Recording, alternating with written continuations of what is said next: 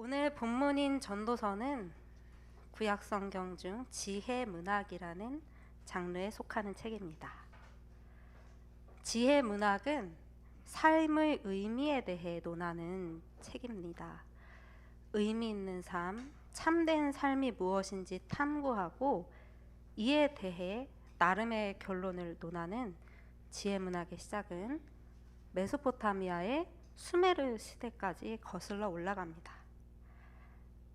고대 근동의 이집트 또 바벨론뿐만 아니라 그리스인들도 지혜 문학의 근본 물음인 삶의 의미에 대한 탐구를 계속해 나갔습니다. 이스라엘의 지혜 문학은 이집트, 바벨론 등 주변국들의 지혜를 참조하면서 그것을 하나님 신앙 안에 승화시켜 그들만의 독특한 지혜 이해를 이루어냈습니다. 구약 성경 중에서는 잠언, 전도서, 욥기 그리고 시편의 일부가 구약 성경에 실린 대표적인 지혜 문학 작품입니다. 전도서는 같은 지혜 문학 장르인 잠언, 욥기와의 관계 안에서 살필 때 그 의미를 좀 더 잘 이해해 볼 수 있습니다. 여러분은 잠언, 전도서, 욥기 중에 어떤 책이 가장 익숙하신가요? 다행입니다. 제가 잠언이지요 이렇게 하려고 했는데 네, 예, 실제로 잠언을 펼쳐보면 페이지를 넘길 때마다 익숙한 구절이 한두 구절씩 눈에 띄실 거예요. 제가 잠언에서 가장 유명한 구절 중 하나를 읽어보겠습니다. 잠언 2장 5절에서 6절을 우리 학창 시절에 좀 더 익숙한 개역개정판으로 읽겠습니다. 너는 마음을 다하여 여호와를 신뢰하고 내 명철을 의지하지 말라. 너는 범사의 그를 인정하라. 그리하면 내 길을 지도하시리라. 아멘.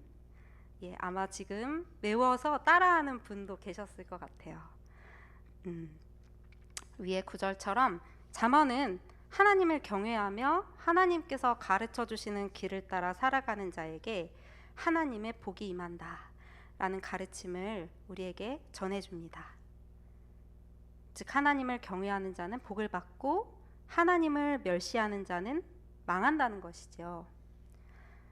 잠언의 지혜자들은 하나님을 경외하는 것 그리고 하나님께서 주신 지혜를 따라 살아가는 것이 의미 있는 삶을 사는 비결이라고 가르쳤습니다. 이러한 믿음은 이스라엘 역사 속에 아주 깊이 뿌리를 내리고 있습니다.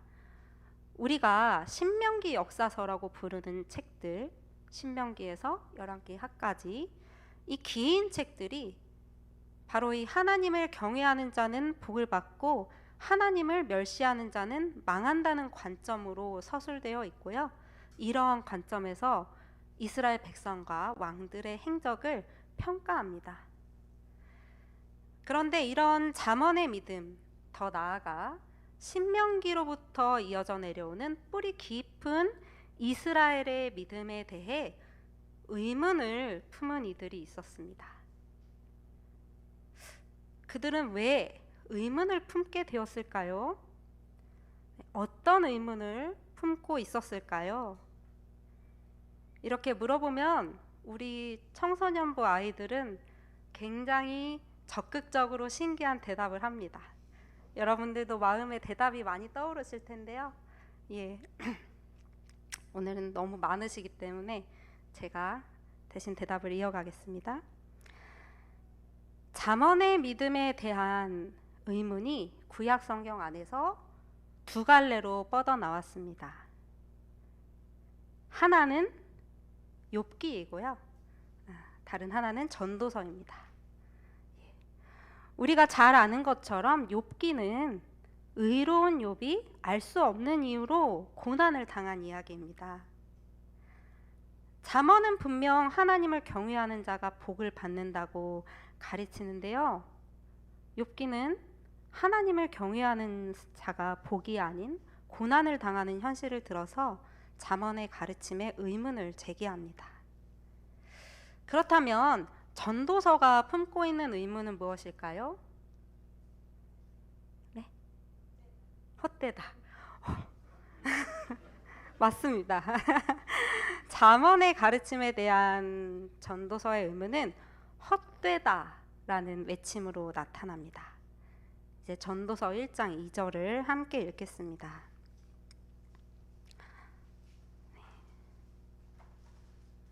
시작. 전도자가 말한다. 헛되고 헛되다. 헛되고 헛되다. 모든 것이 헛되다. 전도자는 전도서를 시작하며 헛되다라는 말을 5번이나 반복합니다. 이 전도서를 이해하는데 이 헛되다를 이해하는 일이 매우 중요합니다. 헛되다로 번역된 히브리어는 헤벨인데요. 이 헤벨은 본래 입김이나 수증기를 뜻하는 단어입니다.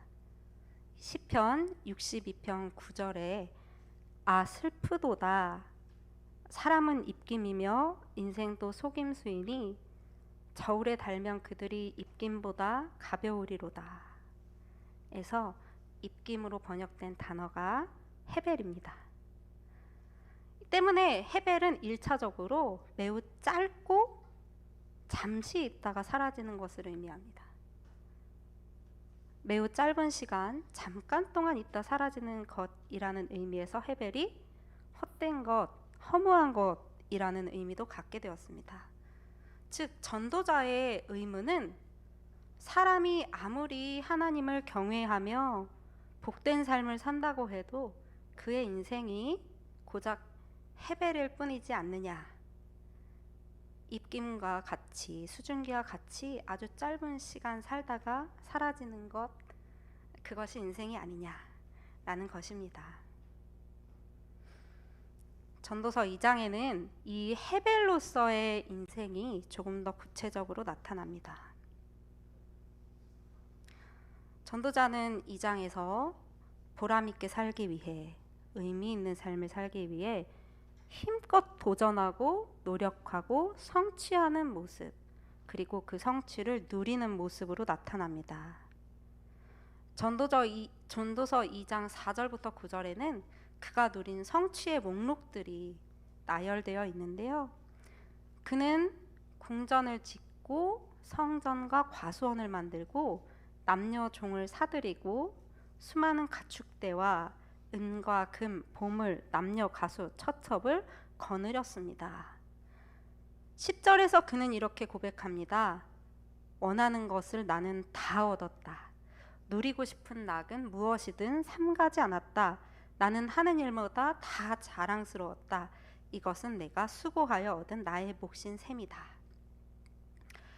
그는 그가 수고하여 누린 모든 것들이 누구의 것을 빼앗거나 거저 얻은 것이 아니라 그가 수고하여 애쓴 정당한 몫임으로 자랑스럽다고 말합니다. 그러나 곧 그는 다시 헛됨을 고백합니다. 11절을 함께 읽겠습니다. 그러나 내 손으로 성취한 모든 일과 이루려고 애쓴 나의 수고를 돌이켜보니 참으로 세상은 모든 것이 헛되고 바람을 잡으려는 것과 같고 아무런 보람도 없는 것입니다. 전도자는 그가 이룬 성취가 아무리 크고 그의 소유가 아무리 많다 하더라도 헤벨의 굴레에서 벗어날 수 없음을 고백합니다. 전도자는 이번에는 지혜를 얻어서 삶의 의미를 밝혀보고자 합니다. 그러나 곧 아무리 지혜로운 사람도 잠시 있다가 사라지는 헤벨에 속한 것임을 발견합니다. 2장 16절을 함께 읽겠습니다. 사람이 지혜가 있다고 해서 오래 기억되는 것도 아니다. 지혜가 있다고 해도 어리석은 사람과 함께 사람들의 기억에서 영원히 사라져버린다. 슬기로운 사람도 죽고 어리석은 사람도 죽는다. 사람이 수고하여 이룬 것을 후손에게 물려줄 수 있다면 어떨까요? 그러면 좀 낫지 않을까요? 전도서 2장 19절에서 전도자는 말합니다. 뒤에 올 그 사람이 슬기로운 사람일지 어리석은 사람일지 누가 안단 말이냐. 그러면서도 세상에서 내가 수고를 마다하지 않고 지혜를 다해서 이루어 놓은 모든 것을 그에게 물려주거나 맡겨야 한다니 이 수고도 헛되다. 자신이 이룬 것을 후손에게 물려준다고 해도 후손이 그것을 지혜롭게 사용할지 어리석게 사용할지 알 수 없고 그것을 내가 통제할 수 없기 때문에 그 역시 해벨에 불과하다는 것입니다. 삶의 의미를 구하는 전도자의 시도는 해벨이라는 견고한 장벽에 맡겨 이대로 실패로 돌아가는 듯합니다. 어떤 소유도 어떤 성취도 어떤 지혜도 해벨의 벽을 넘을 수 없기 때문입니다. 전도자는 삶의 의미라는 난제를 어떻게 돌파할까요? 전도서 3장 1절에서 저자는 모든 일에는 때가 있다. 세상에서 일어나는 일마다 알맞은 때가 있다. 라는 다소 선문장 같은 문장으로 이 문제를 풀어가기 시작합니다. 전도서 3장 1절부터 4절을 저와 여러분이 한 절씩 교독하겠습니다. 모든 일에는 다 때가 있다. 세상에서 일어나는 일마다 알맞은 때가 있다.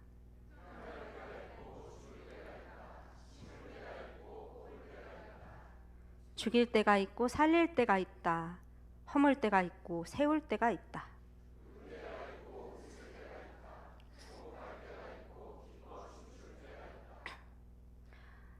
이 서술은 단순한 사실의 나열 같지만 조금 더 생각해보면 인간이 맞이하는 흥함과 쇠함이 인간이 받아들여야만 하는 것이라는 의미를 내포하고 있습니다.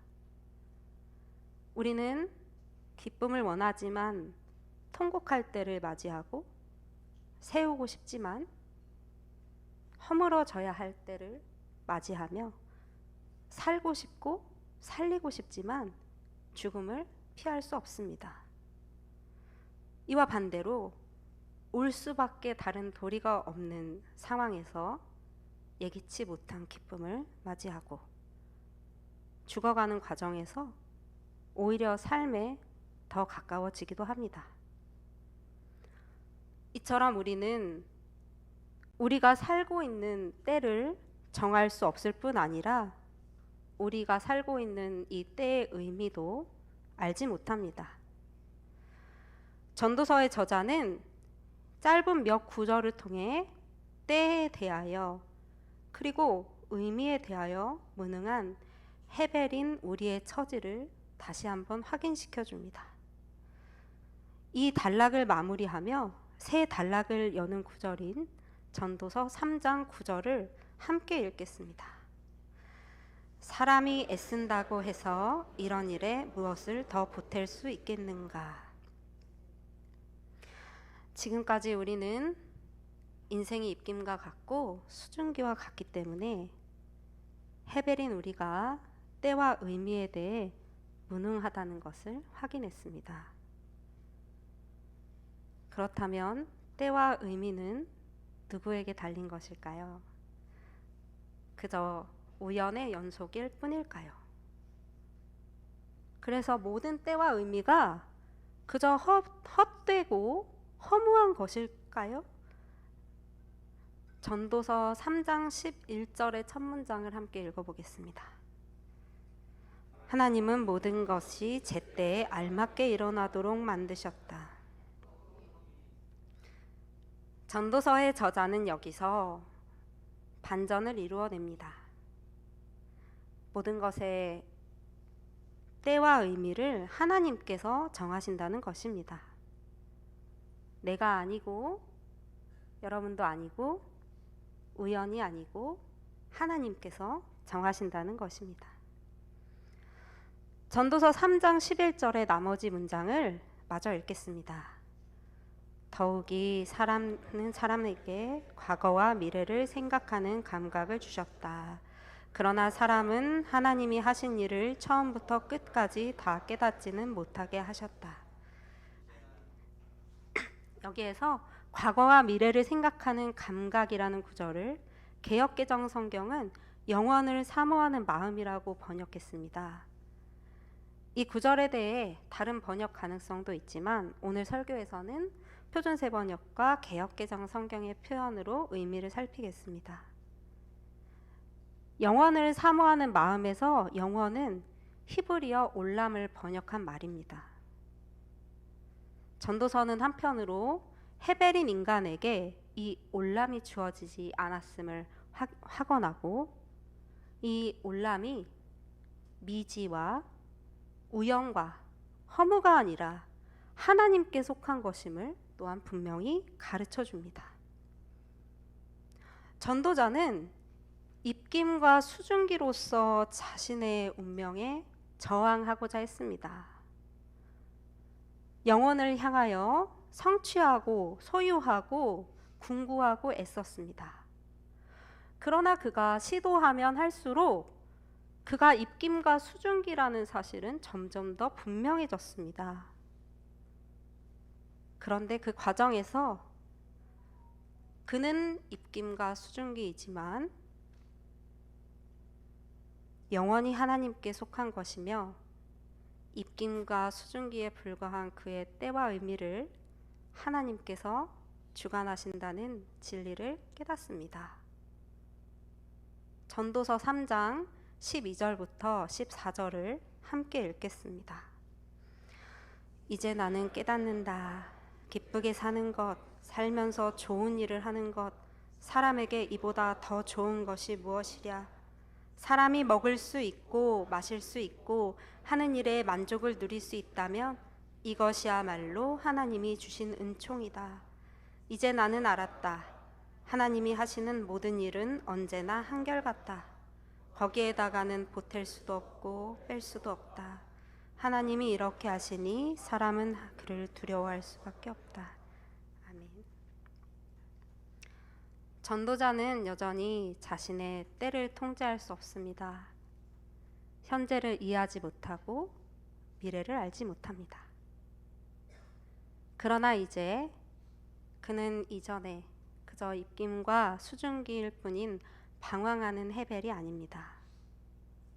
그는 자신이 올람의 헤벨임을 깨닫습니다. 그는 여전히 자신의 때와 의미에 대해 무능합니다. 그러나 더는 허무하지 않습니다. 하나님께서 모든 때와 의미의 주인이시기 때문입니다. 이제 헤벨은 헤벨의 몫을 바라볼 수 있게 되었습니다. 그것은 기쁘게 사는 것, 살면서 좋은 일을 하는 것, 먹고 마시는 것, 하는 일에 만족을 누리는 것입니다. 때와 인간을 상실한 인간에게, 때와 의미를 상실한 인간에게 일상이란 영원 앞에 한 줌 가치가 없는 헛된 것이었습니다.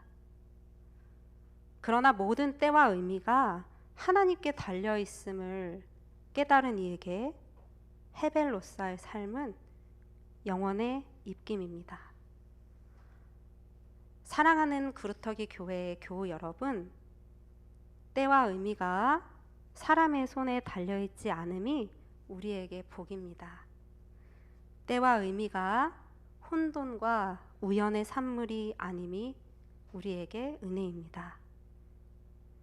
때와 의미를 주관하시는 분이 하나님이시라는 진리 안에 두 발을 디디고 서서 일상의 무게를 다시 느껴보시기 바랍니다. 수증기와 입김과 같은 헤벨이 되어 한없이 가볍고 단출하면서도 영원이신 하나님과의 사귐 안에 따뜻한 온기와 생명력을 품은 일상, 무의미와 혼돈을 벗고 때와 의미의 주인이신 하나님과 겸손히 사귀는 참으로 사랑할 만한 일상, 이 일상을 아끼며 올람의 헤벨, 영혼의 입김으로 살아가는 그루터기 교회 교우분들이 되시기를 소망하며 축복합니다. 함께 기도드리겠습니다.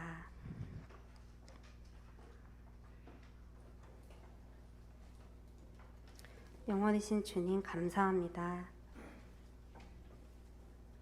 사람의 때가 입김과 수증기와 같이 짧다는 것이 사람이 자기의 때를 제 마음대로 통제할 수 없다는 것이 삶의 의미를 붙잡을 수 없다는 것이 큰 절망이었습니다. 그러나 때와 의미가 사람이 아닌 우연이 아닌 온전히 하나님께 속해 있음에 감사합니다. 때와 의미를 붙들려 하기보다 때와 의미의 주인이신 하나님을 바라보게 하소서. 하나님께서 주신 헤벨의 일상을 겸손히 아끼며 사랑하게 하소서. 때와 의미의 주인이신 주님과 겸손히 사귐 가운데 영원의 신비를 품고 또한 나타내는 영원의 입김, 올람의 헤벨이 되어 살게 하소서. 예수님의 이름으로 기도드립니다. 아멘.